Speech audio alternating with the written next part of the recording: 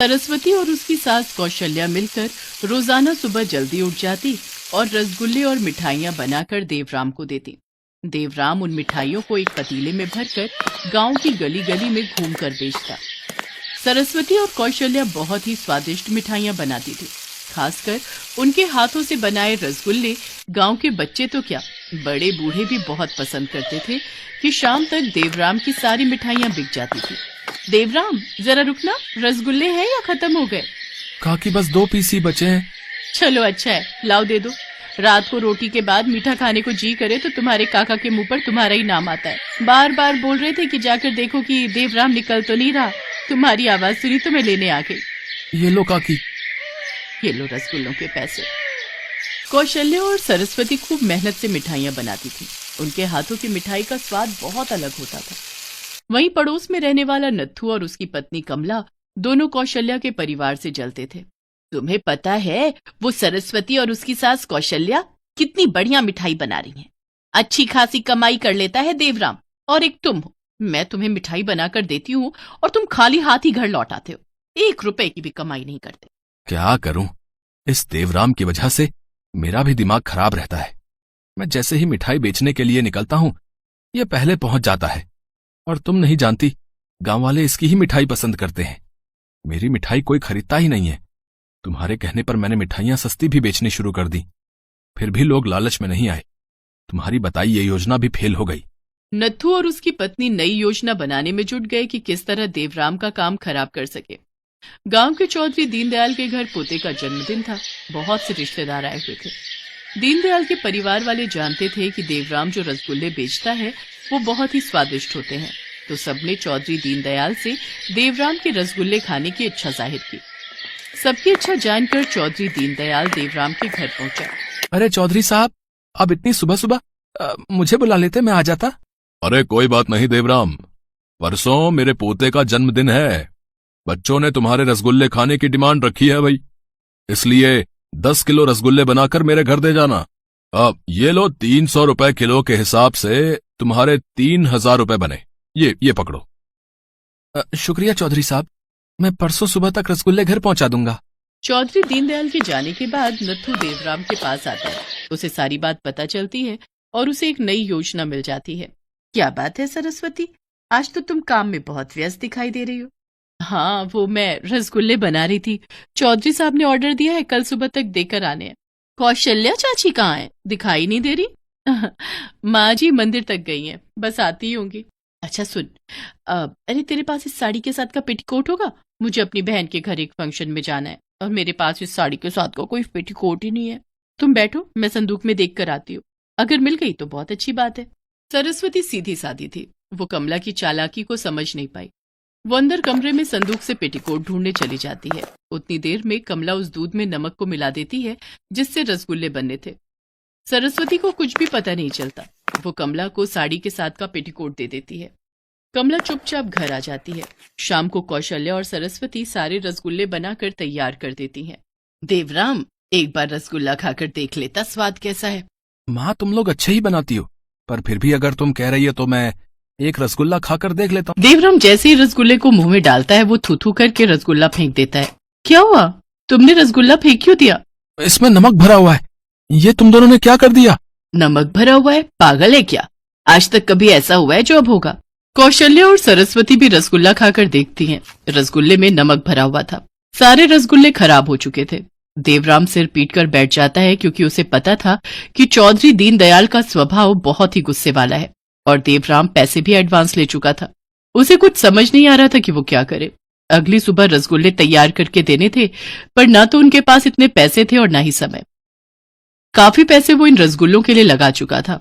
देवराम परेशान हो जाता है। शाम के 7 बज चुके थे। नत्थू और कमला जोर जोर से हंस रहे थे क्योंकि उनकी युक्ति काम कर गई थी।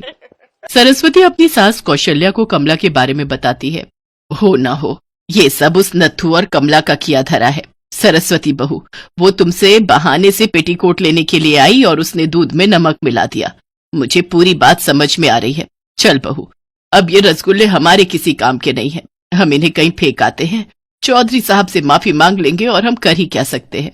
कौशल्या और सरस्वती रसगुल्लों को बाल्टी में भरकर ले जाती हैं तभी उन्हें एक खेत में से किसी गाय की आवाज सुनाई देती है, जैसे गाय किसी मुसीबत में हो।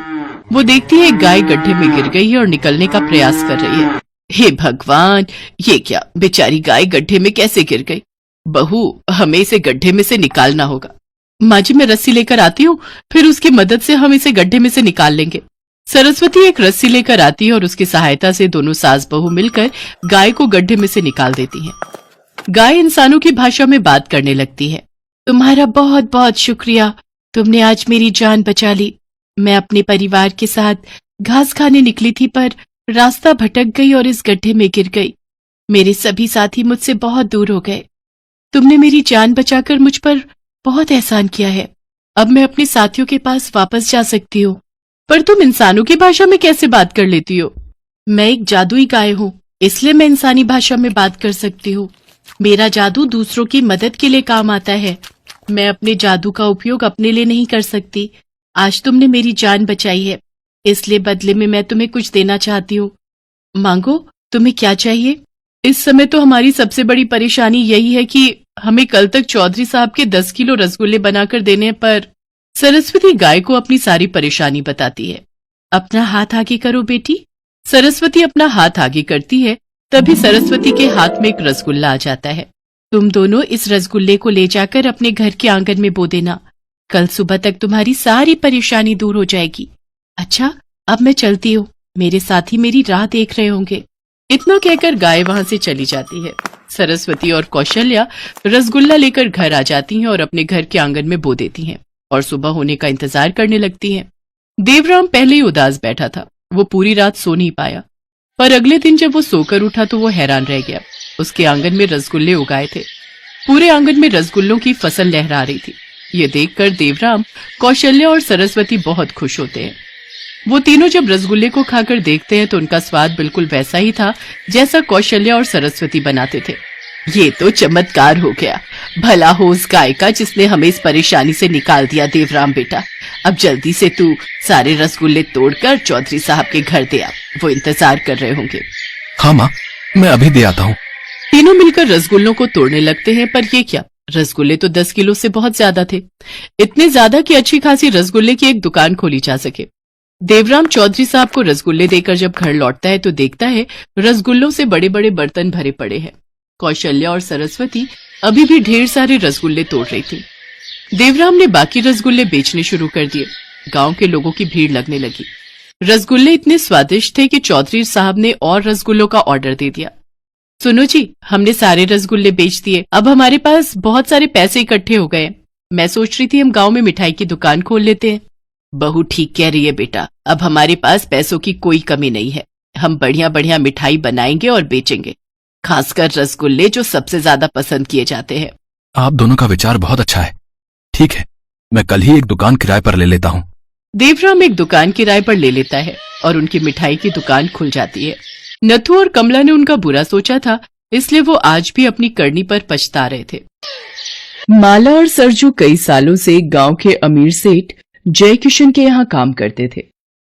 सरजू सेठ की फैक्ट्री में मजदूरी किया करता था और माला उसके घर के सारे कामकाज। सरजू और माला के 2 बच्चे भी थे, बिंदिया और शिवा। सरजू और माला जितने ईमानदार और मेहनती थे, सेठ और उसकी बीवी सरिता उतने ही घमंडी और लालची थे। वो गरीबों को अपने पैरों की धूल समझते थे। माला, अरे माला, कहाँ मर गई? यहाँ जल्दी। जी मालकिन, बताइए। क्या बताऊं? 1 घंटे पहले कहा था तुझसे कि घर के काम जल्दी निपटा कर आ मेरे पास। शाम की पार्टी के लिए मुझे तैयार होना है, लेकिन तेरे कानों में मेरी आवाज जाती कहाँ है? माफ कर दीजिए मालकिन, वो आज बर्तन बहुत सारे थे इसीलिए वक्त लग गया। अब बातें मत बना मेरे सामने, जल्दी कर। वो बिस्तर पर मेरे सारे गहने रखे हैं, एक एक करके मुझे पहना दे। चल जल्दी कर।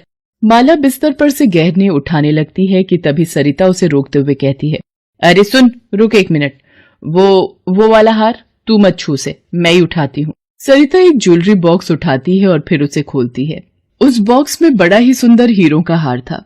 उस हार की चमक देखकर माला ने कहा, वाह मालकिन, ये हार तो बहुत ही सुंदर है। आप बैठिए, मैं पहना देती हूँ आपको। नहीं, रहने दे, तू इसे हाथ मत लगाना, मैला हो गया तो। असली हीरो का हार है, खास आज शाम की पार्टी के लिए खरीदा है मैंने। तुझे दूर से देखना है तो देख ले, वैसे भी तूने अपनी जिंदगी में असली हीरे थोड़ी ही देखे होंगे कभी। ऐसा मत कहिए मालकिन, मेरे बाबा हीरो की खान में काम करते थे। बचपन में मैंने बहुत हीरे देखे हैं, वो भी बिल्कुल असली। रहने दे, मजदूरी करके खान से हीरे निकालना अलग बात है और उन्हें खरीद कर गले में पहनना अलग। चल अब बातें बनाना बंद कर और मुझे तैयार कर जल्दी से, वैसे ही बहुत देर हो गई है। माला चुपचाप सरिता को तैयार करने लगती है। ये सरिता की आदत थी। उसे अपनी अमीरी पर इतना घमंड था कि वो अपनी महंगी चीजों का दिखावा करने का एक भी मौका नहीं छोड़ती थी, खास तौर पर माला के सामने, क्योंकि वो जानती थी कि ये सब खरीद पाना माला के बस से बाहर था। दूसरी तरफ माला को बाकी चीजों से इतना फर्क नहीं पड़ता था, लेकिन गहनों का उसे भी बड़ा शौक था, पर वो कभी अपना ये शौक पूरा नहीं कर पाई। सरिता तैयार होकर सेठ के साथ पार्टी में चली गई और माला सारे काम निपटा कर अपने घर पहुंची। उसका उदास चेहरा देखकर सरजू ने उससे पूछा, क्या हुआ माला, आज क्या दिखाकर जलाया तुझे मालकिन ने? मैं किसी से जलती वलती नहीं हूँ, वो तो बस ऐसे ही। तू मुझसे झूठ नहीं बोल सकती माला, बता दे मुझे, अगर मेरे बस में हुआ तो मैं भी ला दूंगा तेरे लिए। क्या ला दोगे? वैसा ही हीरो का हार जैसा मालकिन पहन कर गई है पार्टी में। माला ये क्या कह रही है तू? इतनी बड़ी ख्वाहिशें कब से होने लगी तेरी? हाँ तो क्या बुरा है ख्वाहिश रखने में? सिर्फ पेट भरना ही जीवन का नाम है क्या? माला की आंखों में बेबसी के आंसू थे। वो गुस्से में घर की दहलीज पर आकर बैठ जाती है। तभी वहां एक बूढ़ी अम्मा आती है और अपना खाली कटोरा माला की तरफ बढ़ाते हुए कहती है, इस बुढ़िया के पेट की आग बुझा दे बेटी, भगवान तेरी हर इच्छा पूरी करेगा। खाना तो मैं दे दूंगी अम्मा, पर मेरी इच्छा पूरी करना शायद भगवान के बस की बात भी नहीं है। इतना कहकर माला घर के अंदर जाती है और कुछ ही देर में खाना लेकर वापस आती है। बूढ़ी अम्मा उससे खाना ले लेती हैं और फिर उससे कहती हैं, ऐसा नहीं है बेटी, भगवान चाहे तो क्या नहीं कर सकता। जैसे तूने इस वक्त खाना खिलाकर मेरी इच्छा पूरी की है, वैसे ही भगवान तेरी भी इच्छा जरूर पूरी करेंगे। बूढ़ी अम्मा अपने पुराने झोले में से कुछ निकालकर माला को देती है और कहती, ये ले बेटी, भगवान का प्रसाद समझकर रख ले।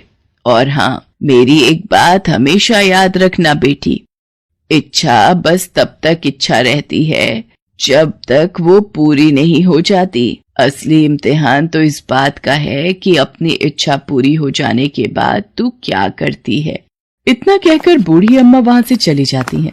माला अपनी मुट्ठी खोलकर देखती है तो उसमें कुछ बीज होते हैं जो बूढ़ी अम्मा उसे देकर गई थी। वो उन बीजों को सरजू के पास लेकर जाती है और उसे सारी बात बताती है। मुझे तो कुछ समझ नहीं आ रहा कि इन बीजों का करना क्या है, और न ही कुछ और जो वो अम्मा मुझसे कहकर गई।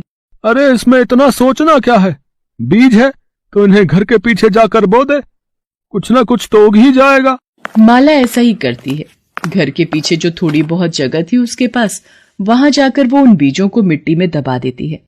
कुछ ही दिनों में वहां कुछ पौधे उग जाते हैं, जिन्हें देखकर बिंदिया माला से कहती है, माँ देखो ना, घर के पीछे कितने सुंदर पौधे उगाए हैं, उनकी पत्तियां एकदम चमकीली हैं। माला तुरंत जाकर देखती है, वाकई उन पौधों की पत्तियां बिल्कुल अलग तरह की। अरे हाँ रे बिंदिया, ये तो वही जगह है जहाँ मैंने वो बूढ़ी अम्मा के दिए बीज दबाए थे। लगता है उन्हीं से ये पौधे उगाए हैं। तुम दोनों इन्हें तोड़ना मत, ठीक है?